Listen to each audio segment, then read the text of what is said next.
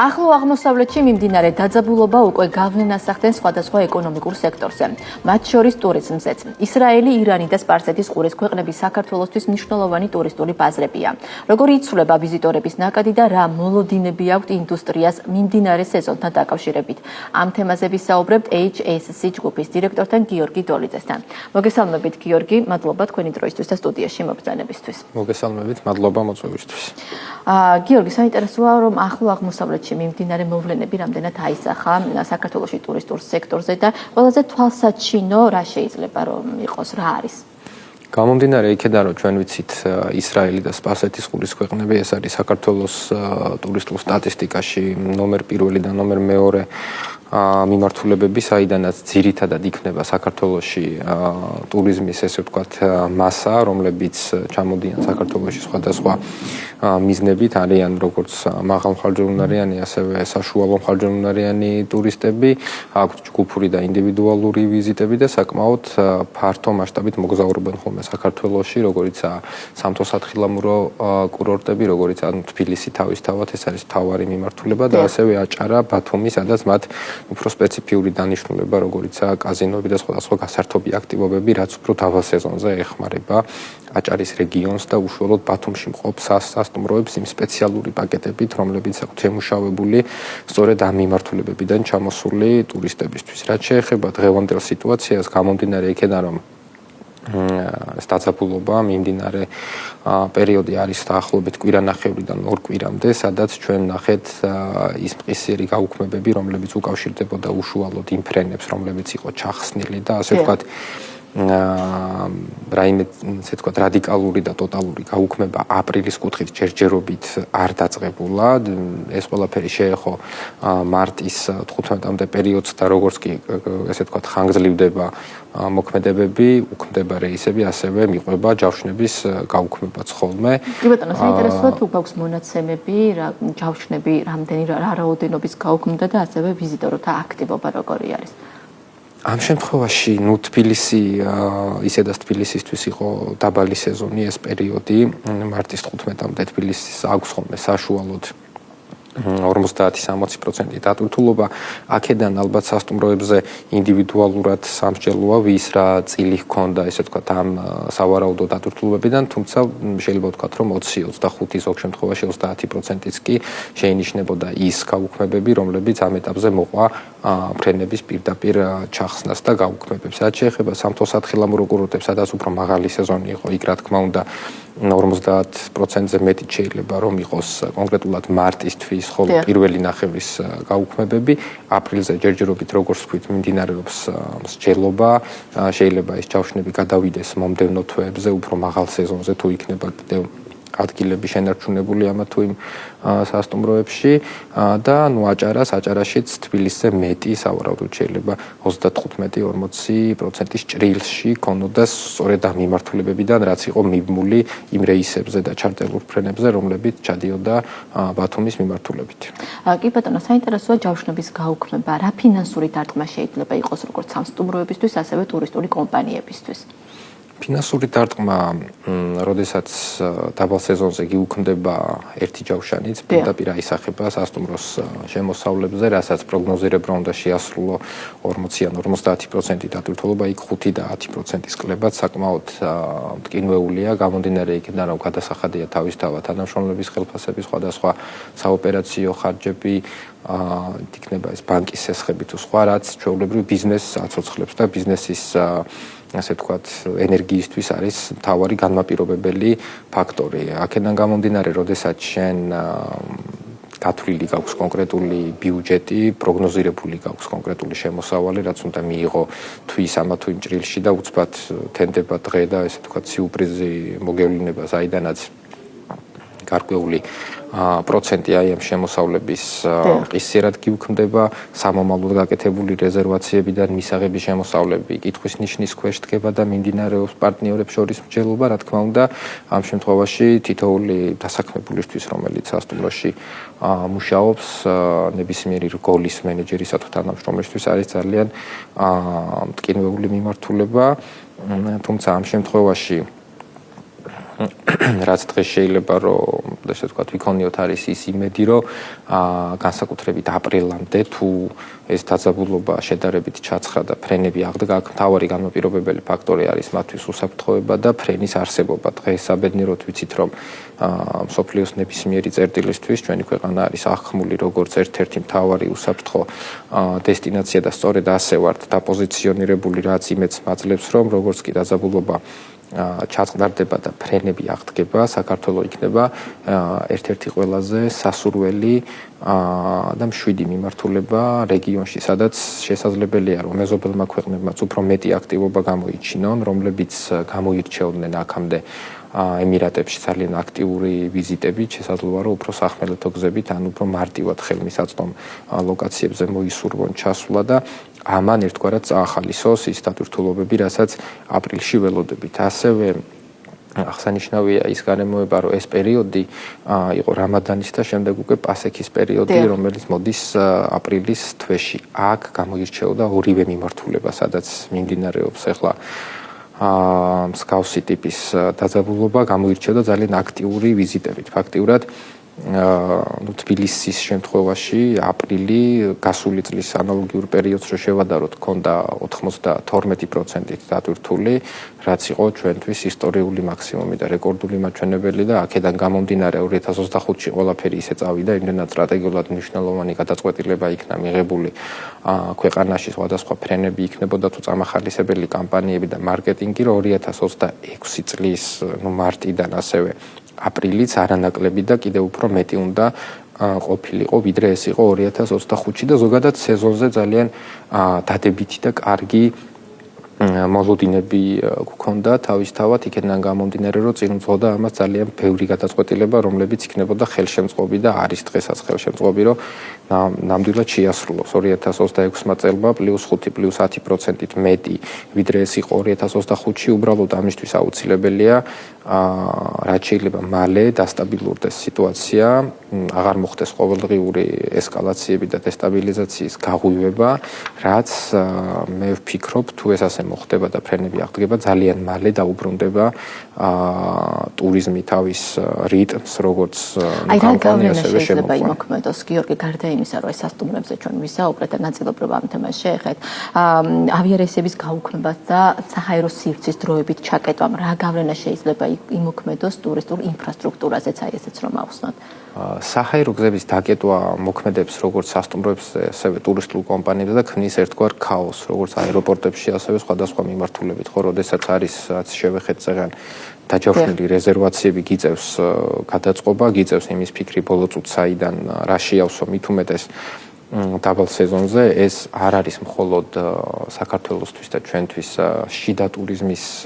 პრობლემა და გამოწვევა, ეს ასევე გამყვანი ტურიზმის მიმართულებაც, იმიტომ რომ ჩვენ ვიცით, ჩვენი მოსახლეობა საკმაოდ აქტიურად მოგზაურობს ხოლმე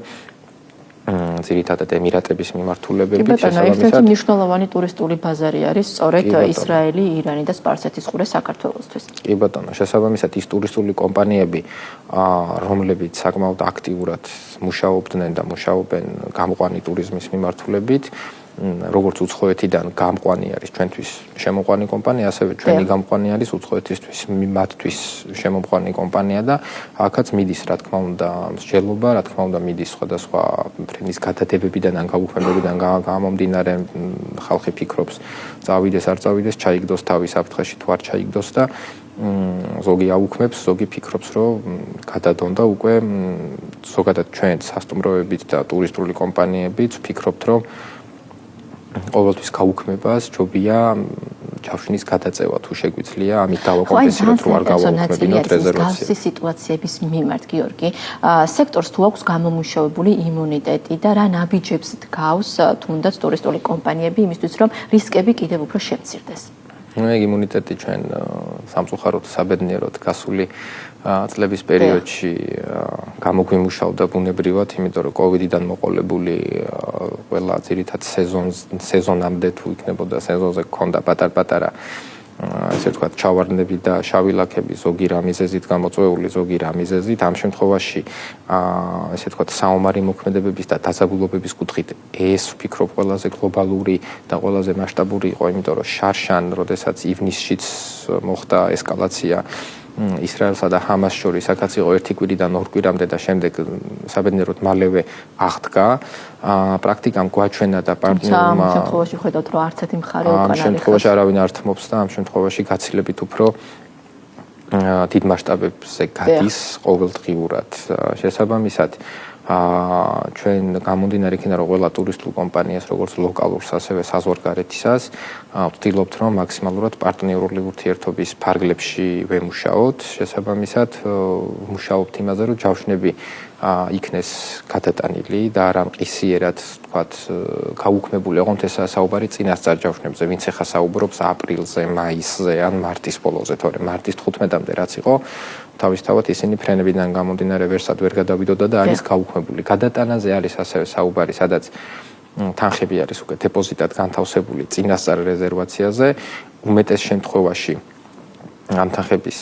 დაბრუნება შეიძლება მიმდინარეობდეს სამომავლოდ, თუ არის უახლოესი 2-დან 3 კვირამდე პერიოდი, ან ასევე დეპოზიტზე შენარჩუნება და შეთავაზება, რომ მაისიდან შემდგომ ივნისზე ან ივლისზე გადავიდეს ეს რეზერვაციები, თუმცა აქაც, რა თქმა უნდა, სასტუმროს და ზოგადად ბიზნესს აწყობს, რომ ეს თანხა უკან არ დაბრუნდეს და გადავიდეს მომდევნო პერიოდებზე, თუმცა სენსიტიური გარემოება არის ის, რომ შექმნილი არის ფაქტიურად მათ ქვეყნებში ფორს-მაჟორული მდგომარეობები, საგანგებო მდგომარეობები. აქედან გამომდინარე შეიძლება ერთის მხრივ იურიდიულად შენიდან გამომდინარე თუ იქნები მართალი რომ თანხა არ დაუბრუნო, პარტნიორული ნაბიჯი არ იქნება სწორი,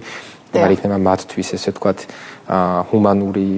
ნაბიჯი და აქედან გამომდინარე უმეტესწილად მაინც არჩევს ეს სექტორი რომ დააბრუნოს ვიდრე გადაცემას. გარდა ჯავშნების გადატანისას მიმდინარე მოვლენების ფონზე იცვლება თუ არა ტურიზმის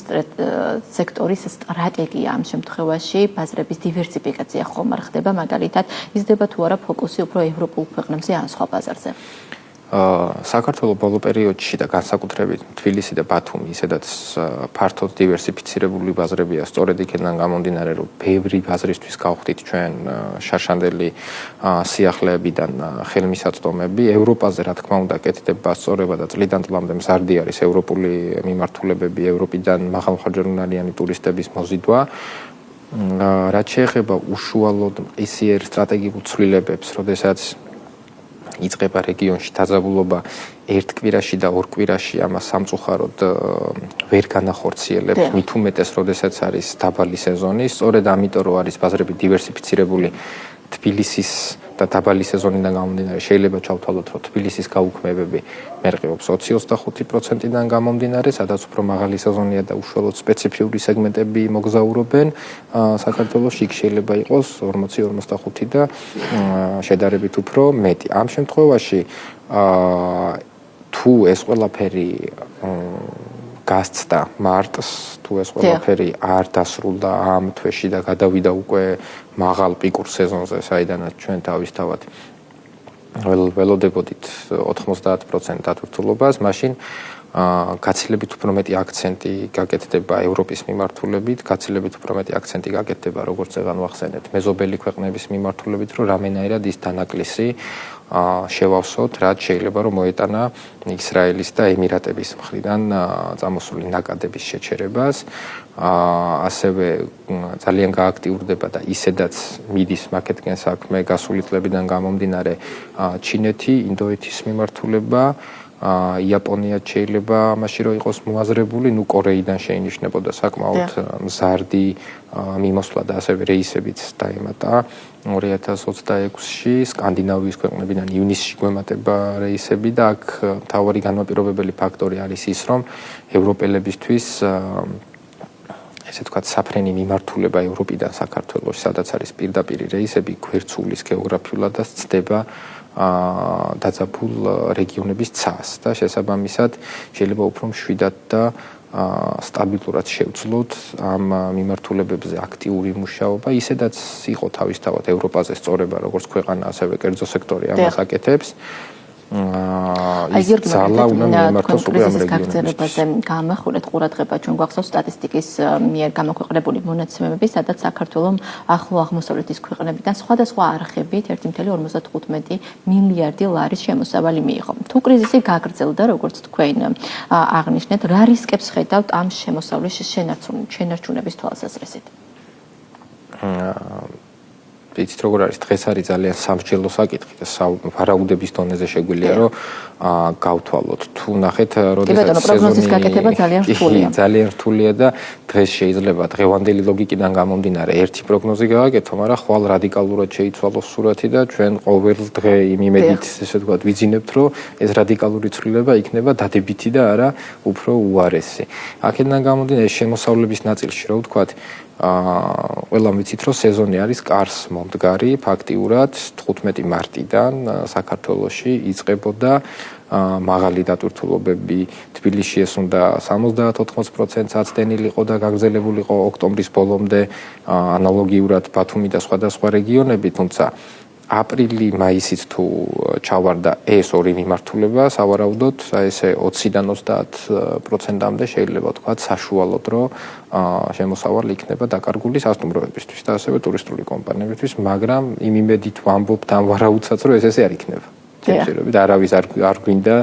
არ გსურს მსგავსი სახის განვითარება, მაგრამ რეალობასა და